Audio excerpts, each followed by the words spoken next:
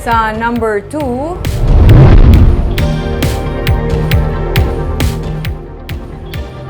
gobernador ang nagalaom nga sa mas madali nga panahon makilala na responsable sa pagmassacre sa isa ka pamilya sa Barangay Buenavista sa Himamaylan City. Sunod kay Governor Eugenio Jose Lacson, nagalaom siya nga safe ang nabilin nga himata sang pamilya Fausto. Kabahin naman sang katungdanan sang kapulisan sunod kay Lacson ang pagkilala sa mga sospek kag angot diri ang pagdakop sa ila.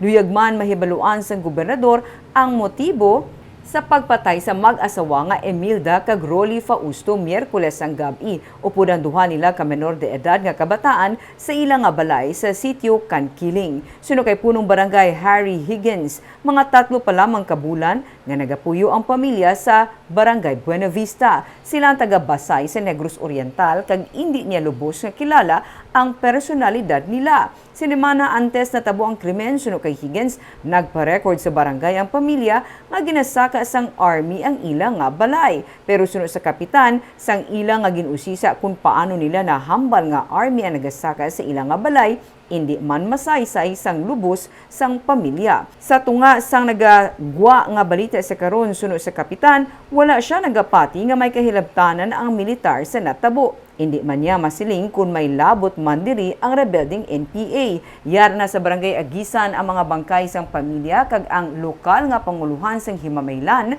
ang nagabulig sa nalisdan. Hindi man pamahog ma'am, kundi daw ang ila bala puloy ang ginasaka.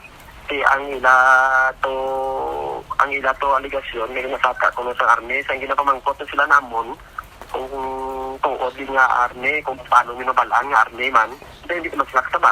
Mangungumana sila dire, kung dire sa, kung hindi na sila makaobra Hindi na makaobra, dito na sila maobra. Kung may paparado kampo, dito naman. Paparado man na sila, dito man na sila.